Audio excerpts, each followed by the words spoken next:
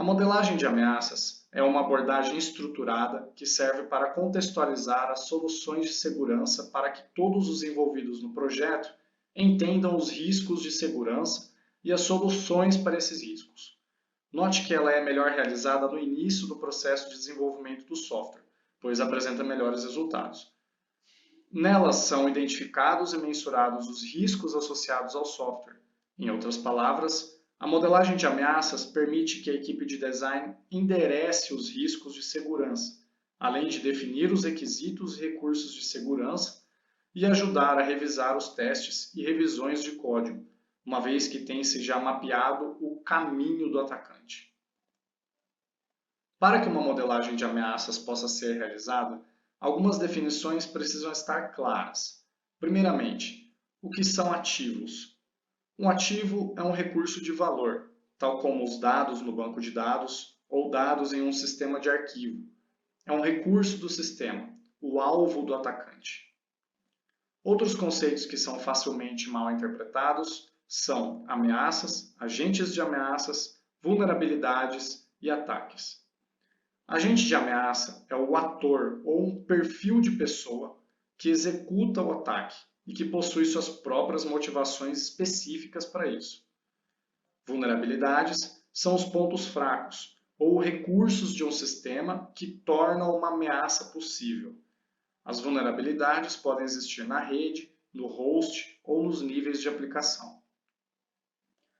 A ameaça é uma ocorrência potencial, maliciosa, que pode danificar ou comprometer seus recursos, tal como um usuário se passando por outro ou o vazamento de dados. A ameaça pode ser considerada como a junção do ativo mais a vulnerabilidade mais o atacante. Já o ataque ou exploração é a ação realizada por algo ou alguém que prejudica um recurso. É o ato de explorar uma vulnerabilidade. E um último conceito aqui é o de controle, que é algo que trata a ameaça e reduz o risco. O processo de modelagem de ameaças segue uma sequência de atividades bem simples.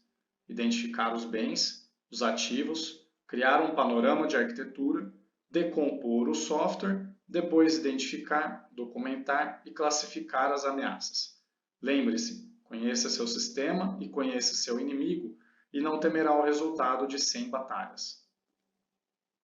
O primeiro processo na modelagem de ameaças é identificar os bens, ou seja, identificar os recursos que você precisa proteger.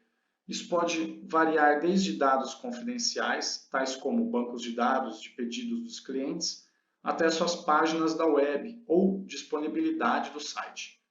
Lembre-se de anotar tudo para não esquecer depois. Em seguida, identifique o que a aplicação faz e de que forma ela utiliza e acessa os recursos. Documente os casos de uso para ajudar você e outras pessoas a entender como a sua aplicação deve ser usada e dar contexto às funcionalidades da aplicação. Isso também o ajuda a descobrir como ela não deve ser usada. Depois, tente elaborar um diagrama da arquitetura que descreva a composição e estrutura da sua aplicação e seus subsistemas, assim como as características físicas da implantação. Em seguida, identifique as diferentes tecnologias usadas para implementar sua solução. Isso ajuda a focar em ameaças específicas dessas tecnologias e ajuda a determinar as técnicas de redução mais apropriadas. Nesta próxima etapa, decomponha a arquitetura do software, inclusive a rede subjacente e o projeto de infraestrutura do host para criar um perfil de segurança. O objetivo deste perfil é revelar as vulnerabilidades, sejam elas do projeto, implementação ou configuração de implementação do software. Tente identificar limites de confiança, fluxo de dados, pontos de entrada e código privilegiado. Quanto mais você conhecer os mecanismos de sua aplicação, mais fácil será tratar as ameaças. Conhecendo os objetivos de um atacante, a arquitetura e as possíveis vulnerabilidades do software, identifique as ameaças que poderiam ser utilizadas por usuários mal intencionados. Uma das técnicas para identificar os riscos é o método STRIDE. um acrônimo para 6 categorias de ameaças. Trata-se de um modelo simples, que não detalha as ameaças a fundo, porém auxilia na linha de raciocínio. Spoofing ou falsificação, tampering, violação ou adulteração, repudiation, quando não há uma responsabilização adequada, information disclosure ou vazamento de informações, denial of service ou negação de serviço, elevation of privilege ou elevação de privilégio. Com esta classificação em mente, tente identificar os ativos que podem sofrer com quais tipos de ameaças. Note que muitas vezes uma mesma ameaça pode ser classificada em mais de uma categoria do STRIDE. Isso é normal. Em seguida, documente cada ameaça identificada utilizando um modelo que defina um conjunto central de atributos. Tente anotar informações como alvo da ameaça e meios que os atacantes podem utilizar para explorar a ameaça. Anote também medidas de controle para reduzir o risco da ameaça. Por fim, classifique o risco da ameaça. Quando se fala em classificar a ameaça ou determinar o risco, envolve considerar a probabilidade dos danos que elas poderiam causar no caso de um ataque. Em outras palavras, classificar ela como uma ameaça grave, média ou pequena, por exemplo.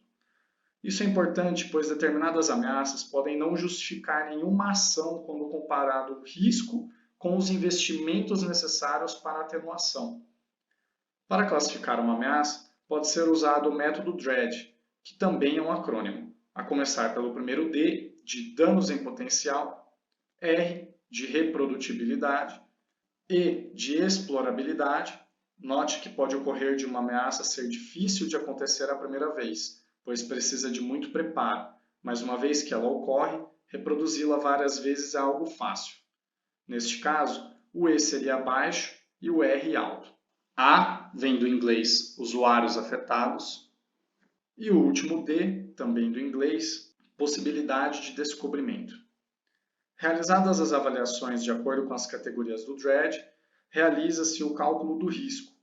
Neste nosso critério escolhido, por exemplo, esta ameaça que estamos avaliando possui um risco de 10, o que se encaixa como um risco médio em nossa classificação.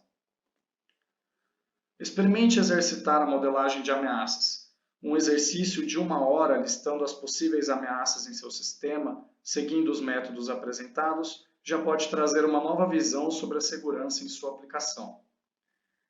Esta foi apenas uma visão mais geral sobre o assunto, que é muito amplo. Aqui vimos apenas os 6 processos gerais da modelagem de ameaças, segundo o modelo da Microsoft, mas existem ainda outros modelos. Cada um destes processos possui outros diversos subprocessos que, quando compreendidos, permitem o desenvolvimento de uma modelagem de ameaças bem mais elaborada. Por isso, recomendo o estudo mais aprofundado do assunto.